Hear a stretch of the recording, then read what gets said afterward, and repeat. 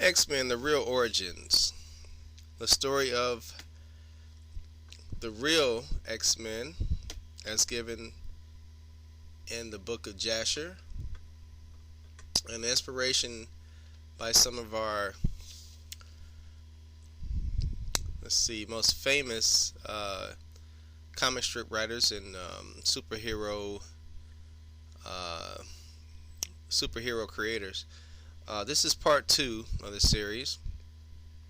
Now, if you're following, you can turn with me in Jasher Chapter 33, and we're on verse 29. And let's continue.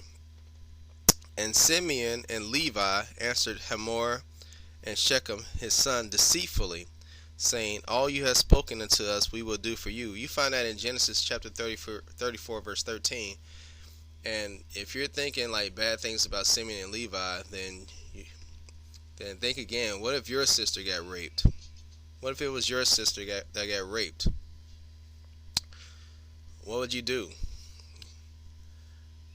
I know you think like two wrongs don't make it right and stuff like that, but it was their custom. It was a law given unto Noah that if any man steals or commits adultery, then the punishment was death. So they was only doing according to what the Most High Himself had told them. Okay, so we have Simeon and Levi here, who are thinking obviously about revenge. So they answered him deceitfully. Verse 30, And behold, our sister is in your house, but keep away from her until we send to our father Isaac concerning this matter, for we can do nothing without his consent. So it's like telling them to keep away from her sexually and whatever. They didn't want her near their sister anyway, because he took her by force. They didn't want that. For he knoweth the ways of our father Abraham, and whatever he saith unto us, we will tell you. We will conceal nothing from you. So we have these two superheroes, and you'll see why they're superheroes in a minute, but we have Simeon and Levi spoke this unto Shechem and his father in order to find a pretext and to seek counsel what was to be done to Shechem and to his city in this matter. Now look, that's an important verse right there. In order to what should be done to Shechem and his city. Now we have two of these Hebrews, and they're planning not only to seek revenge on Shechem, but the whole city. The whole city. You got two men trying to take out a whole city. How are they going to do this? Sounds like superhero powers to me. Two men taking everything out. Armies of one. Yeah. And when Shechem and his father heard the words of Simeon and Levi, it seemed good in their sight, and Shechem and his father came forth to go home. And when they had gone, the sons of Jacob said unto their father, saying, Behold, we know that death is due to these wicked ones and to their city, because they transgressed that which the Almighty had commanded unto Noah and his children and his seed after them. So, obviously, they're from the seed of Abraham. So they know the rules and laws that was given unto the Hebrews. So they're just doing accustomed to what the Most High said. If you have something against that, you might want to take that up with the Most High. And when they had gone, the sons of Jacob sent to their father, saying, Alright, we already read that, verse 35. And also because Shechem did this thing to our sister Dinah in defiling her, for such vileness shall never be done amongst us. So among Hebrews, that was not the way. It may have been the way of these Canaanites, but of the way of the Hebrews, it was not that custom to rape and steal this woman and commit adultery. There's ways of going at this woman. If you wanted this woman, there's ways of going at her. You don't have to steal her and rape her. Okay.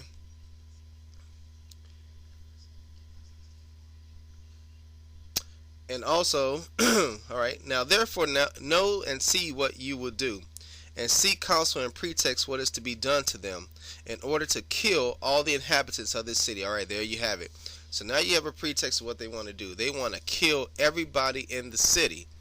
Everybody in the city.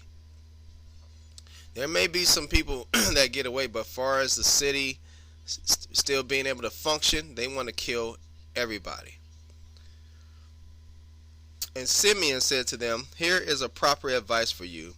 Tell them to circumcise every male amongst them as we are circumcised. And if they do not wish to do this, we shall take our daughter from them and go away. And if they consent to do this and will do it, then when they are sunk down with pain, we will attack them with our swords, as upon one who is quiet and peaceable, and we will slay every male person amongst them. Okay, so they're going to leave the females and the children. Maybe some of the children, maybe some of the young males, but for now we know they're going to slay every male amongst them. Okay, every male person. That probably means children too. They're going to try to slay every male person. So their seed, their wicked seed, can't be established anymore. And Simeon's advice pleased them, and Simeon and Levi resolved to do unto them as it was proposed. So here we have the Justice League right here. And we have Simeon coming up with this solution of getting these people circumcised. It's like Batman tactics. He's very smart. Circumcising them, and while they're healing from their circumcision, because most of us are circumcised as a baby, so I wouldn't know how it would feel for a grown man to be circumcised, but I'm pretty sure that's a painful process for your genitalia to heal. And on the next morning, Shechem and Hamor his father came again unto Jacob and his sons to speak concerning Dinah, and to hear what answer the sons of Jacob would give to their words. And the sons of Jacob spoke deceitfully to them, saying, we told our father Isaac all your words, and your words pleased him.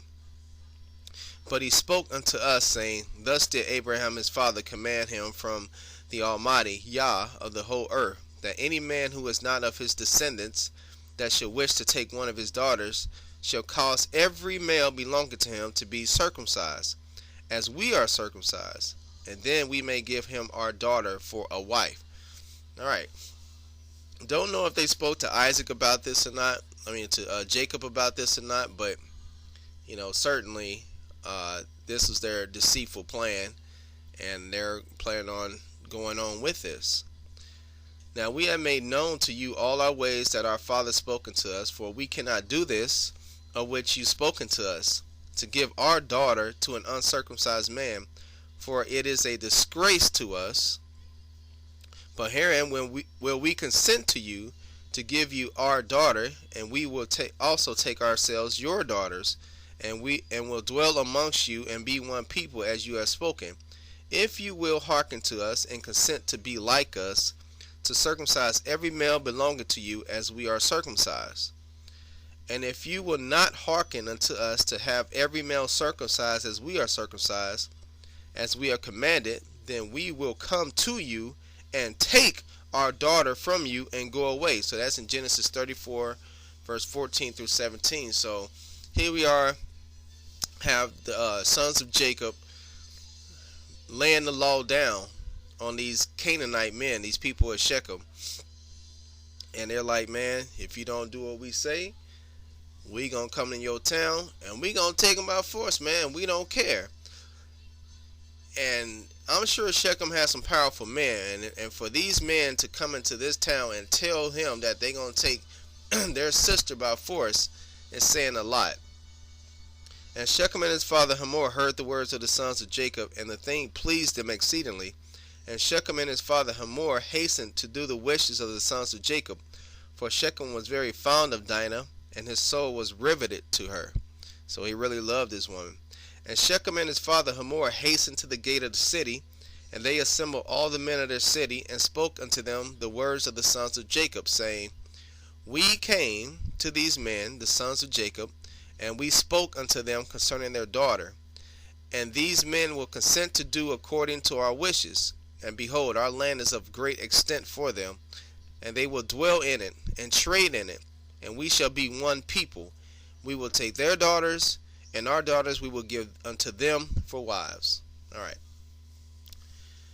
We're getting close to the 10-minute spot. So, look. So, in order for two men to have the gall to go into a whole city and overthrow it for their sister And to know that they can get away with it says a lot. And we're going to see that these people had superpowers. They had superpowers. That's the reason why they could say this. They had superpowers the whole time. The Bible doesn't mention that, but we're going to find here in the book of Jasher that these superpowers are given to them. All right. This was the Real X-Men Origins Part 2. And I will catch you on the Part 3. Shalom.